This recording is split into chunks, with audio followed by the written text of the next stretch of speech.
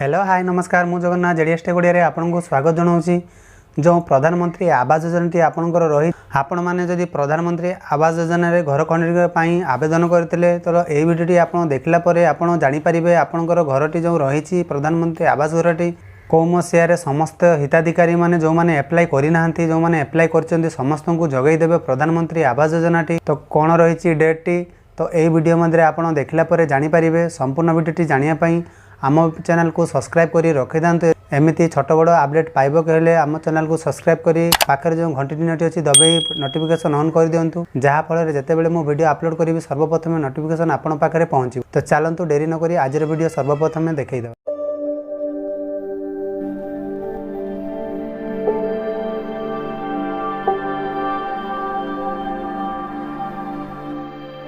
तो प्रधानमंत्री आवास योजना को नहीं केंद्र सरकार बड़ घोषणा घोषणार उल्लेख कर आपनकर जो प्रधानमंत्री आवास योजना टी रही प्रधानमंत्री आवास योजनार बड़ अपडेट ना बड़ घोषणा कर मध्यवित्त परिवार साधारण लोक उपकृत हेबे। पीएम आवास योजना जो केंद्र सरकार बड़ घोषणा ना खुशी होइजिबे मध्यवर्ती परिवार लोके। प्रधानमंत्री आवास योजना रे केंद्र सरकार निकट में गुरुत्वपूर्ण घोषणा करिसेंती प्रधानमंत्री आवास योजना शहरी योजना प्रसारण घोषणा कर आसंता डिसेम्बर पर्यंत 2024 शेष पर्यंत उपलब्ध हो 2024 सुधा आपणकर जो मैंने प्रधानमंत्री आवास योजना रे घर खंडे पाई ना तो ताहा पूर्ण हो यही खबर पर अनेक लोक आराम पाइबे। विशेष जो मैंने निज घर मालिक होगा चाहते से उपकृत हेबे।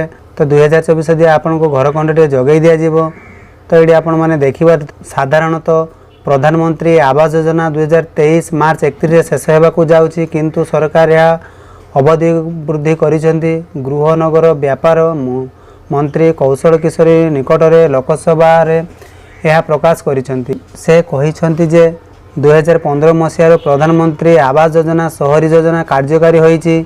एही योजना अधीन रे योग्य व्यक्ति सर्वनिम्न सुविधा थिबा घर निर्माण कर जाउतबा सूचना दिया जाइतिला। माने जो मानकर घर खंडित लिस्ट रे ना आसीतिला सेमानंकु तुरंत घर करिया पई निर्देश दिया जाइतिला। आपनकर जो सूचना दैछंती जे डिसेंबर 2022 सुधा 120.45 लाख घर को प्रधानमंत्री आवास योजना रे शहरी अधीन रे अनुमोदन करा जायछि। से कहिसेंती जे अनुमोदन सत्ते 7.3 लाख घरे काम आरंभ हो सारी जहाँ प्राय 99% अटे। एथिस से कहिसेंती जे एही कार्यगुड़िक मध्यरु 72.1 लाख घर निर्माण कार्य हिताधिकारी हस्तांतर कर जायछि। केंद्र सरकार टी आपनकर जो मो घर योजना रे जगै दैथिले तो सेथिरे तो समस्त परिवार जो मैंने रहीगले गरीब कल्याण से मैंने करें ना तो जो आवास घरटी रही प्रधानमंत्री आवास घरटी चाहिए गरीब कल्याण मध्यवित्त परिवार से मैंने घर खंडे करें से आप देखिपे। से कहते 2023 जुलाई 24 पर्यंत 112.25 लाख घर कम आरंभ हो जाइए। 75.51 लाख घर निर्माण कार्य शेष होती से कहते यह हिताधिकारी उपलब्ध कर किए योग्य हिताधिकारी 3 लाख रु 18 लाख टंका वार्षिक आय थिबा परिवार यापाई आवेदन करें। आवेदनकारी किंबा परिवार कौन सदस्य देशर कौन स्थान में पक्का घर करने उचित नुहे।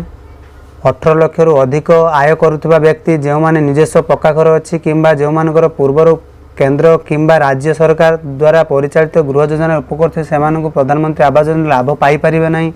तो ये आपण मैंने देखिपे जो मानकर 18 लाख रु अधिक आय करुवा व्यक्ति निजस्वर पक्का घर किंबा पूर्वर राज्य सरकार द्वारा परिचालित गृह योजना उपकृत होती से प्रधानमंत्री आवास योजना लाभ मिल पार ना। आउ जो मानकर रहीगला 3 लाख रु 18 लाख पर्यंत वार्षिक आय यदि करुवे परिवार तो चाहिए से घर खंडे आप आवेदन करें। तो आपणकर विशेष सूचना रही आप घर खंडे पाइबक हेले 2024 मसीहा डिसेम्बर लास्ट पर्यंत अपेक्षा करने पड़ो ताले जाइए आप घर खंडे आप संपूर्ण हो पार।